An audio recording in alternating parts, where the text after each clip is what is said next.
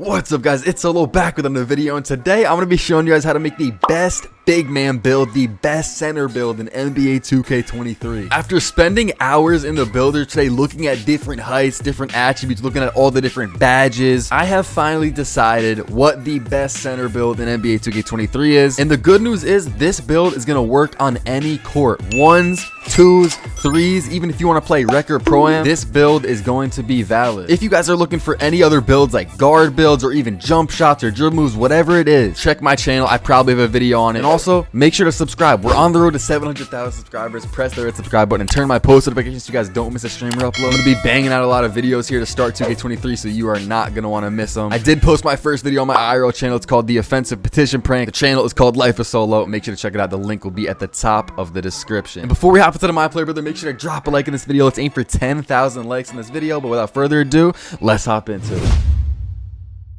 Alright, we are now on the My Player Builder, and I am on Next Gen. If you guys don't know, the 2K23 builder for Next Gen and Current Gen is basically the same. The only difference, though, is the badges. And if you guys don't know the difference, I'll explain it more once we actually get into the attributes. For position, you guys are going to want to go power forward. I think you might be able to go center. Actually, let me see. Yeah, you can get the height that we're going to be going for with center. Like, if you're a center, you can go all the way down to 6'7", but for this video, I am going to be going with power forward. And then jersey number, we're going to go 0 because that's how many people are better than us. When it comes to the height of a big man build, I think 6'7" is too short, especially 6'6". I don't know what you're doing if you're making a 6'6" center. But the two main heights I was looking at is 6'8" and 6'9". 6'10's on the taller side, and that's also hitting a cutoff where like you can't get some certain jump shots, I'm pretty sure. So I was really looking at 6'9" and 6'8" for my big man build. And when it came down to it, when I looked at both builds, when I upgraded a bunch of builds at 6'9" and a bunch of builds at 6'8", the better build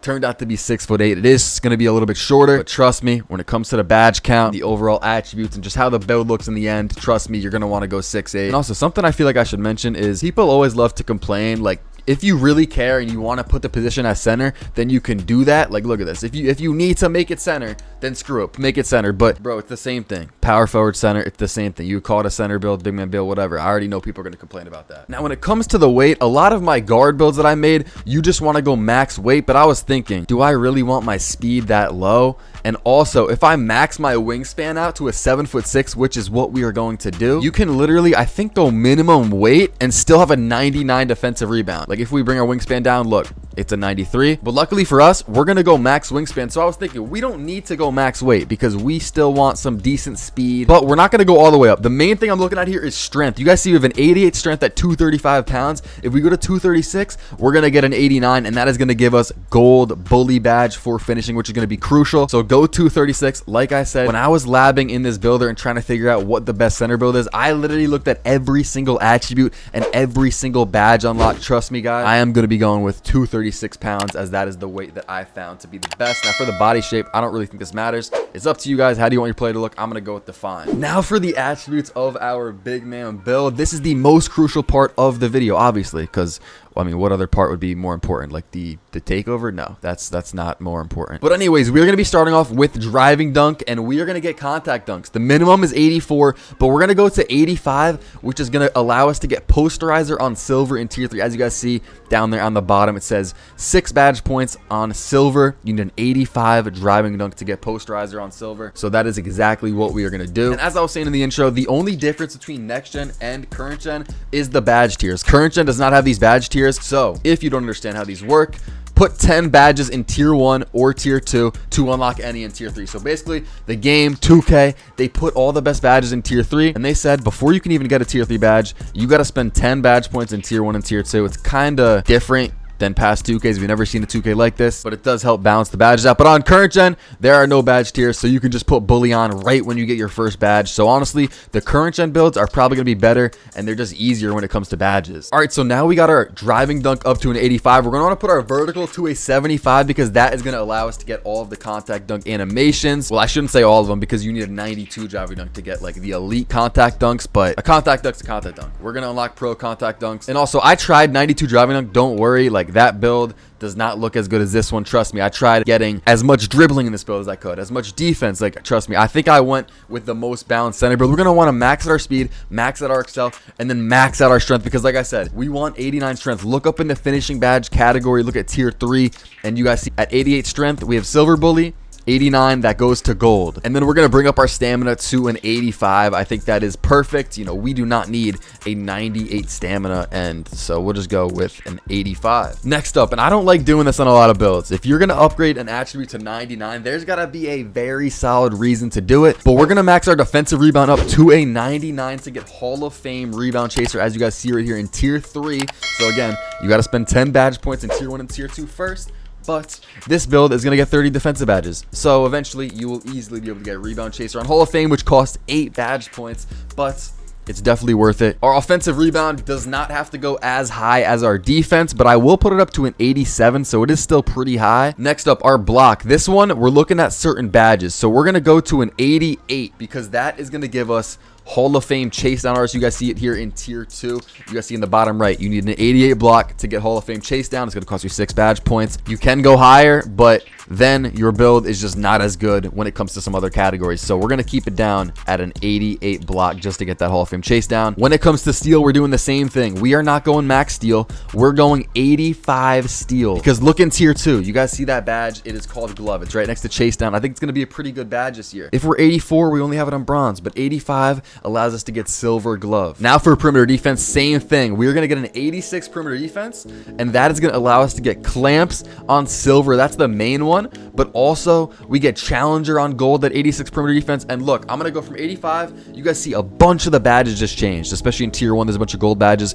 and then look what happens when I go to 86. Bang, a bunch of them turn Hall of Fame. We get silver clamps, gold challenger, and then we're just going to want to try to get our 30th defensive badge. So we're going to put our interior defense up until we get it, which is going to be an 81 interior defense. I think this is pretty good for the defense. Some people are going to say, oh, but Solo, I want to go max interior defense. I'm a center, or I want to go max block. Trust me, you guys can do that if you want to, but I think you're hurting yourself. You already get 30 defensive badges as it is, and that's the max that you can get on a build, unless you do quests and get +4, which you definitely should do that. When you guys get in my career, if you're on next gen, do the welcome to the league quest. It's going to give you +4 badges. Let's talk about shooting. We are going to max out our 3-point build. Yes, this is going to be a shooting center build, because I feel like you just have to. Why would you make a center this year that can't shoot? When you have all of these options, you can literally upgrade anything. It's not pie charts anymore. We're not stuck to that. You don't have to go with a pure red pie chart in order to get a 99 rebound. You can have a 99 rebound and also an 84 3-point shot. Now, our mid-range does not have to go as high, but I do want to get 20 shooting badges. So we're going to put our mid-range to a 76, which will allow us to get 20 shooting badges. Next up, when it comes to playmaking, this is the main category that I had the most trouble with, because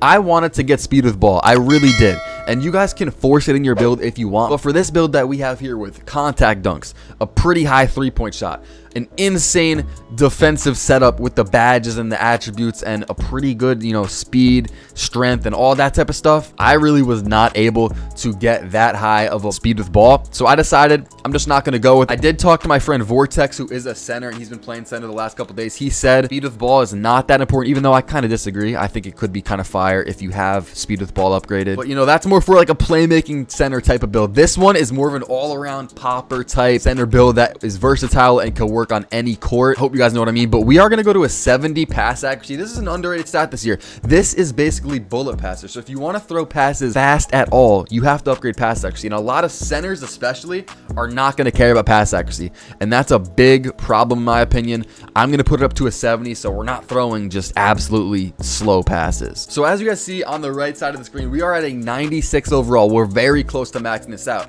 Now, we have to touch finishing. That's the category that I care more about than playmaking, and I do want to get my standing dunk up. So we're going to put this up to a 69 standing dunk. And you guys are probably confused why I'm picking these exact numbers, but trust me, these are going to be the numbers that give us the most badges. Driving layup goes to an 84, which will also allow us to get gold acrobat. I don't know if that badge is going to be good, but it does give us gold acrobat. And then we're going to want to put our close shot up to a 76. Now the build is basically done. We have a couple extra attributes, and it's up to you guys. One thing that I would recommend is actually increasing the pass accuracy to 71 to get that 6th playmaking badge. If you do want an extra badge, you can get a 6th one by putting your pass accuracy to 71. So I think I'm going to do that. And then I'm actually going to put my standing dunk to a 70 just in case there are standing dunk animations that unlock at 70. I'm not exactly sure, but I think it would be kind of smart because I was looking around. There's no other ways to get extra badges. Even if you don't put the pass accuracy up and you put it all on, say, close shot, you can't get an extra finishing badge, or put it all on standing dunk.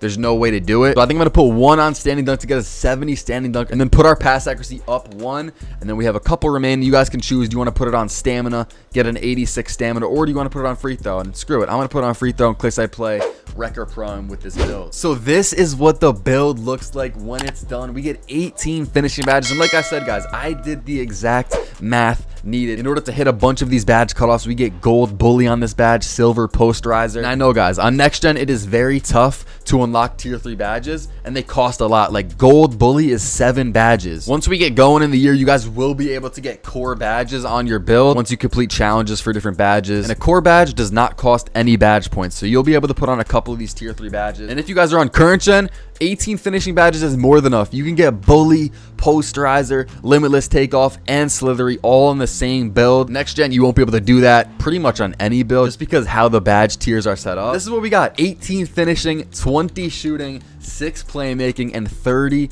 defense / rebounding. And you guys see the physicals in the bottom: 82 speed, 74 excel, 89 strength, 75 vertical, and an 85 stamina. All right, so now let's talk about takeovers. Now quickly, if you guys are on current gen, you are not going to have these exact takeovers. Next gen has more options. Current gen just has like sharp take, shot creating take, you know, rim take, post take, stuff like that. So if you're on current gen, it is up to you. If you think you're going to be playing more stage, then I would probably go primary takeover glass, because that's what a lot of stage centers end up going with. So primary take glass on current gen, and then secondary you can go with sharp, or you can go with rim take. It's honestly up to you guys when it comes to the takeovers. It's not as deep, it is not as important. And the same thing on next gen. If you guys think you're going to be playing more park, then I recommend you go with spot up precision, which is basically sharp take. It's not limitless range. Limitless range is just for deeper shots. Spot up precision is going to be a really good sharp badge for spot ups and poppers like the build that we just made. But look, if you're going to be in the stage more, then maybe go with like rim take, like go with paint intimidation, which delivers a severe penalty to every contested shot taken in the paint. Box out wall actually might be kind of glitchy. I heard See the Future is not as good this year. This is the one that shows you where the rebound is going to land before it actually lands. And then glass cleaning dimes, like you don't really need that. Or actually it says glass clearing dimes. Did they spell that wrong? Or nah, I guess it's on kickouts. I guess that makes sense. Realistically though, if you're going to be a stage build, you probably should go with like something like this or the reverse. Go See the Future primary and then paint intimidation secondary. But for me, if I'm using this build, especially early on in the year, I'm going to be playing park. So I'm just going to go with spot of precision. I also feel like that's better for content. So as a content creator,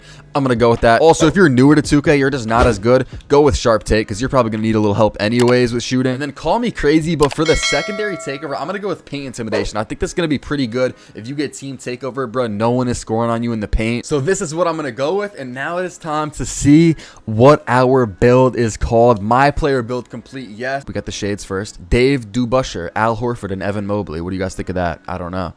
And you have built an inside out glass cleaner. Let me know what you guys think of that name, because this year they have added a lot of creative names. Is this one of the more creative names? Maybe. All right, now for the badge setup, and don't skip this because you guys will probably learn a thing or two, because the My Player Builder is so complex this year and there's just a lot to learn. So for finishing for this build, I'm going to put drop stepper on bronze. That's not one of the most important badges, but we do have to spend 10 badge points in tier 1 and tier 2 to unlock any tier 3 badges. As you guys see down there on the bottom left hand corner, it says equip at least 10 points between tiers 1 and 2.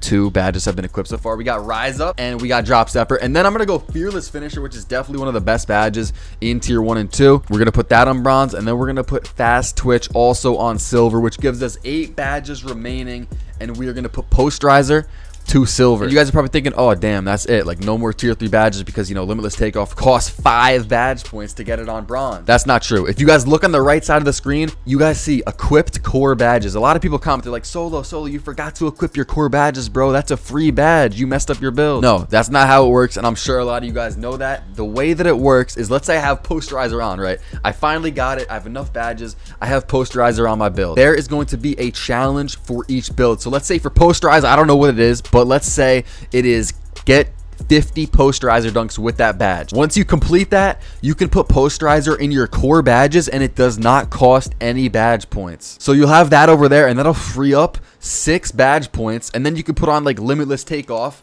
and bang, you have 2 tier 3 badges on this build. You're just gonna have to do the challenges for one of them and get a core badge, but I'm gonna go posterizer first. Then we have 2 badges left over. It's kind of up to you guys, and honestly I'm gonna take drop stepper off, I think, and then put aerial wizard to bronze. I think this helps with alley-oops. Now for the shooting badges, and we have 20 on this build. This build was kind of easy when it came to deciding what I wanted. Guard up is gonna be one of the most overpowered badges here. I don't care what build you're on, it increases the ability to make jump shots when defenders fail to properly contest. We're gonna put this on gold. It's gonna cost us 5, but who cares? Green machine, we're gonna put it on bronze. I don't think it's that important that you put this on gold. Like, it's not like 2K20 when you needed it on the highest level. You just need it on bronze or maybe silver. So we're gonna go bronze. It's gonna cost us 3. And then Claymore is a really good badge this year, so we're gonna put this on silver because, you know, that'll be our 10th badge. So now we can unlock some tier 3 badges. Again, once you do a challenge, you can put one of these in the core badge slot and you'll be able to get 3 tier 3 badges on this build for shooting.